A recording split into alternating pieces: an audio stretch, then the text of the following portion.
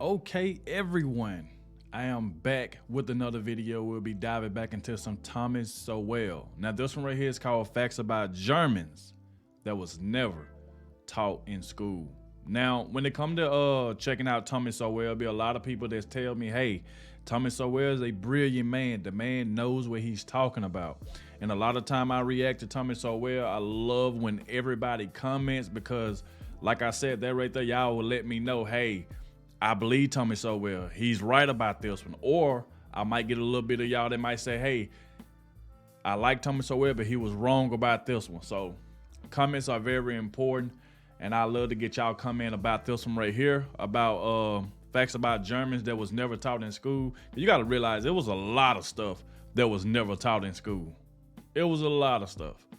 So without further ado, let's go ahead and dive straight into this. And make sure y'all do me a favor and like the video. Really helps out a lot. And let's dive straight into this and let's see what Mr. Sowell got to say.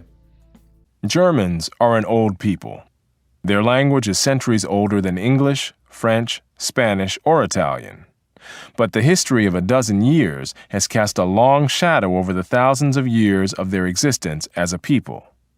The rule of Hitler and the Nazis from 1933 to 1945 not only sealed the fate of the Germans of that generation, it has colored the way Germans have been seen since then, as well as the way the previous history of Germans has been seen. German intellectual figures, social traditions, and political movements in centuries past that were once seen in the context of their own times are now often seen as precursors of Nazi totalitarianism or of the Holocaust. Was all of German history leading up to Hitler? Or were the Nazi years simply a tragic aberration on a monumental scale? The collectivization of Germans in the minds of others has had major consequences in the real world, quite aside from its impact on intellectual conceptions of this people. At the end of the Second World War, millions of people of German ancestry living outside the Reich in various parts of Eastern Europe and the Balkans were sent back to Germany, even though many of these families had been living where they were for centuries, and many of the individuals sent back to Germany had in fact never seen Germany. Winston Churchill protested these mass expulsions of millions of Germans on a scale grievous and undreamed of, and said, "We must banish revenge against an entire race from our minds." In order to assess the 12 fateful years of the Nazi regime and its relationship to German culture and history in general, we must first review that history and that culture. Germans, as a people, have extended well beyond the boundaries of present-day Germany, not only in Europe, but in overseas settlements in the Western Hemisphere and as far away as Australia. The extent to which these far-flung settlements could be considered German, and for how long, depends of course on the extent to which German culture persisted among them, and whether or not that culture was linked to the German nation-state. To assess that, we need to see, at least in outline, some of the prominent features of the culture and values historically associated with Germans. Moreover, the features of German culture stand out in sharper relief against the cultures of the surrounding peoples, such as the Slavs of Eastern Europe or the British and French to the west. Long before German societies became industrialized, Germans were skilled craftsmen in many fields. Germans were known for brewing beer in Roman times, and Germany today produces more beer than any other country in Europe. People of German ancestry have set up breweries as far away as Australia and China. The famous they produce more beer and whoa, that's nuts, bro. Tsingtao beer of China having been created by Germans there. The leading American brands of beer, Budweiser, Coors, and Miller, were likewise all created by people of German ancestry. Let's just get this out the way. I know this really don't mean anything, but I do not like beer at all. I don't care if it's Budweiser, Bud Light, Michelob Ultra, whatever it is. I just don't like beer. For some reason, I've tried it, and to me, all beer tastes alike. That's just me. Every time I done try one, it tasted just like the other one. So I don't be really knowing the difference. Maybe y'all can put me on one that's pretty good. But let's go. German breweries in Buenos Aires drove English beer out of the market there. In the Brazilian state of Sao Paulo, the only producers of beer in the early 20th century were Germans. Beer brewing Germans are not simply a stereotype. German craftsmen also pioneered in making pianos and took this skill with them to other countries. The first pianos in colonial America were built by Germans, who also led the way in building pianos in Australia, Russia, France, and England. German craftsmanship also created optical products that made such firms as Zeiss, Schneider, Rodenstock, and Voigtlander world leaders in high-quality lens production. The leading lens-making firm in the United States was founded by two German immigrants named Bausch and Lomb. Printing was another area in which Germans led the way. Gutenberg introduced printing with movable type in Europe, and centuries later, Germans set up the first printing press in the Western Hemisphere. When printing presses began to spread from Western Europe into Eastern Europe, they spread first into German enclaves in the East, because here were concentrated people who could read. Germans also pioneered in map making. The name America was given to the Western Hemisphere by a German mapmaker. Mining was another area in which Germans became renowned as far back as the 16th century. Copper mines in Britain were opened up by Germans, as were silver mines in Mexico, Spain, and Norway, in addition to the German mining communities in the Balkans already noted. German craftsmanship in metal created the first armor and swords manufactured in Mexico, as well as the renowned Kentucky rifle, which was in fact made by Germans in Pennsylvania. For thousands of years, Germans excelled in military operations. German generals held positions of high command in the Roman legions, as they would in later centuries command armies in Tsarist Russia, in South America, and in the United States from the Revolutionary War of 1776 to the two world wars of the 20th century, in both of which the U.S. Army was commanded by generals of German ancestry, Pershing and Eisenhower, respectively. German commanders of American military forces in the Second World War also included Admiral Chester Nimitz, who commanded the Pacific Fleet, and General Karl Spaatz, whose bombers reduced much of Germany to rubble. In both world wars, the armies of Germany inflicted far more casualties on opposing forces than the Germans sustained themselves. During the Middle Ages, the Teutonic Knights conquered Prussia, which became the heartland of German military prowess for centuries to come. German fighting men were in demand by rulers in Eastern Europe and in the Ottoman Empire, and were used by the British in their attempt to suppress the rebellious American colonies, as well as by the Americans in order to bring their citizen army up to the military standards required to fight the British. Ironically, Germans produced not only leading military men, but also leading pacifist groups, such as the Mennonites, who also spread to other countries. Whether in agriculture, industry, commerce, or the military, Germans became known for thoroughness, organization, punctuality, and hard work, as well as for specific skills. Other countries not only welcomed German immigrants, but some actively recruited them, and in some cases subsidized their. Wow, it said there are many notable and famous Germans who, though now deceased, played a major role in shaping our world through the contributions to science, art, and history. Man, I'm starting to learn a lot more about Germans and stuff like that, man. But let's keep it going, y'all. Travel.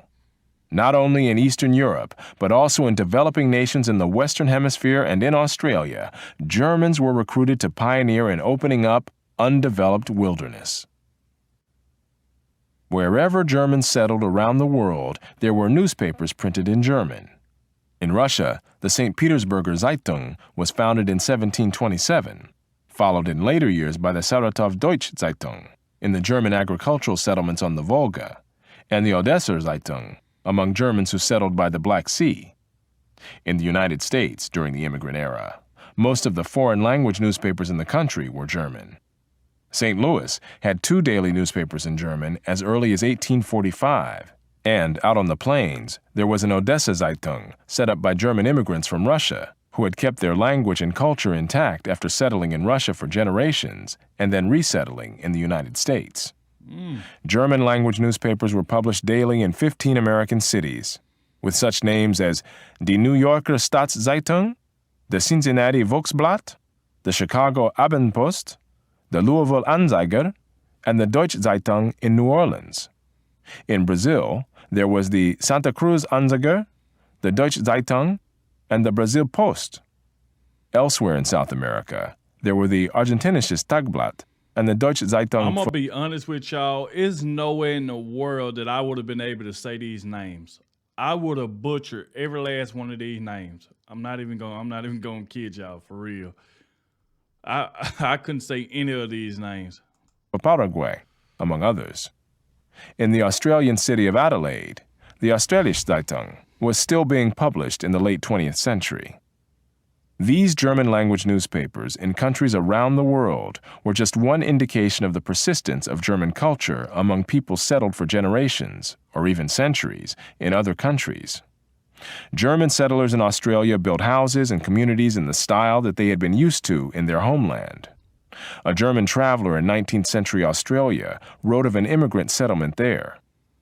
There are German public houses, a German drugstore, German doctors, stores, blacksmith, carpenter, school, church. In fact, everything is German. The traveler would believe himself in some little village of the old country between the Rhine and the Oder. A rural village in Argentina was described this way by a visitor in 1967. I entered the church and heard something I did not remotely expect in this distant place. Traditional German hymns of Holy Week, sung in typical Volga German style in which each voice remains distinct. I looked around. Men, women, and children were in their Sunday dress. Some of the women wore scarves. Beneath them were faces like those of the country people in Germany. In front of the nave, the minister was preaching in common German to the parishioners. It was difficult to believe that I was in Latin America, that the ancestors of these people had left Germany for Russia 200 years ago. This cultural persistence among Germans around the world represented a loyalty to the particular subculture of the locality from which they had come, not a political loyalty to the German nation. Many had, in fact, immigrated before there was a German nation created in 1871. A 19th century German community in Australia was described as the recreation of a Silesian village. In the United States as well, Germans from particular localities settled together and maintained the culture of that area. Frankfort, Kentucky, was founded by Germans from Frankfurt, Germany, and Grand Island, Nebraska, by Schleswig-Holsteiners. Lomira, Wisconsin, was settled almost exclusively by Prussians from Brandenburg, while the nearby towns of Hermann and Theresa were settled by Pomeranians. Even among Germans who immigrated from Russia to the United States, those who came from the Volga settlements established their own communities in the Plain States, distinct from the communities in those states established by those Germans who came from the Black Sea settlements. Even when they resettled again in California, the Volga Germans and the Black Sea Germans settled separately, the former around Lodi and the latter around Fresno. How long and to what extent the Germans remained culturally separate varied with circumstances. Rural enclaves tended to remain culturally insular longer and more completely than was the case when Germans settled in urban communities that included people of other nationalities and cultures. Where the Germans were the numerically predominant urban group, as they were for centuries in much of Eastern Europe, they could assimilate the local population, or at least its upwardly mobile elements, to the German culture. But where the Germans were greatly outnumbered, and especially where the great majority of the German immigrants were male, then interactions among groups, including intermarriage, eroded the German culture. This was the case in much of 19th century Australia, but not in South Australia, where whole families of Germans tended to settle together, and there were as many women as men, so that these communities could maintain their separate social and cultural identities for generations.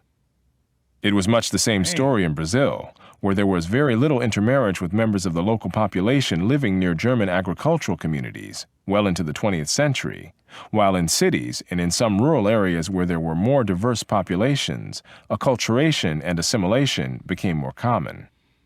Yet even living in cities with... everybody know, this is like a very kind of like learning source for me, because like I said, I don't know a whole lot about like Germany in a whole. Like I don't know a whole lot, so this is like kind of a learning thing for me, and I'm pretty sure a lot of you watching probably already knew some of this, or maybe some of you knew some of this but didn't know everything. But like I said, let me know down below what about this video so far that you agree with or you didn't agree with, or like I said, you know about. Let me know down below in the comment section, y'all. And if you still watching at this point of the video, thank you very, very much. I am dead serious. Thank you. If you have made it this far with me, thank you. With large numbers of people from other backgrounds did not automatically lead to rapid assimilation. Yep. In New York City, where 90% of the population was non-German, in the early 20th century, most people of German ancestry nevertheless married other people of German ancestry. That changed over the years, but not immediately or rapidly. Okay. This cultural cohesiveness was seldom accompanied by political cohesiveness or group identity politics. Germans were usually not very politically active in any case, and they tended to be underrepresented among career politicians. Where German political leaders arose in other countries, it was seldom as representatives of ethnic Germans in those countries. In the United States, for example, those people of German ancestry who did achieve prominence in politics, the Muhlenbergs in the 18th century, Karl Schurz and John Peter Altgeld in the 19th, and Herbert Hoover and Dwight D. Eisenhower in the 20th century, did so as representatives of the American people at large, rather than as spokesmen for ethnic German interests. There were similar patterns in other countries. In Australia, Germans tended to be underrepresented in politics, and those Germans who achieved political office were elected from constituencies where there were few Germans, as well as from constituencies where Germans were the predominant population. In Russia, the presence of Baltic Germans in high positions in the Tsarist government was of no benefit to the Volga Germans or the Black Sea Germans, in whom these German officials took no interest and whom they looked down on as peasants. In Brazil, Germans long remained politically apathetic until they look down on you as peasants. Let me take that back. Make sure I heard that right. Germans in high positions in the Tsarist government was of no benefit to the Volga Germans or the Black Sea Germans, in whom these German officials took no interest and whom they looked down on as peasants. In Brazil, Germans long remained politically apathetic until after the Second World War, when they began to elect more deputies. However, in places where the German minority was under sustained political attack, such as by the Latvians or the Czechs, Germans were provoked into political activity. The persistence of German culture did not, in most cases, mean making public dramatizations of a separate identity, exceptions again being in places like Czechoslovakia. More commonly, Germans maintained their culture without making a public issue of it. In the United States, such American sports icons as Babe Ruth and Lou Gehrig grew up speaking German, and so did Nobel Prize-winning economist George Stigler. Man. Then he got another one called The Hidden History About Germany and the Holocaust. We might have to check that one out as well. But man, facts about Germans never taught in school. Like I said, I didn't know half of this that was played. Some of it I did, but like I said, I don't know a whole lot about Germans and stuff like that. But it was a very learning experience for me. You know, like I said, y'all let me know what y'all thought about it. And if you did make it to the end of the video, leave a comment down below saying, "Hey, dog, I watched the entire video with you, so I can heart your comment," because I really appreciate that. It lets me know you're here for me, you watching the whole video, which truly helps me out, helps the video out, helps YouTube push the video out into the algorithm. So I want to say thank you to everybody, all right? But like I said, if y'all like to see more Thomas Sowell on the channel, all I ask is just hit the like button. And I got y'all. I'll bring y'all more. But I'll catch y'all in the next one.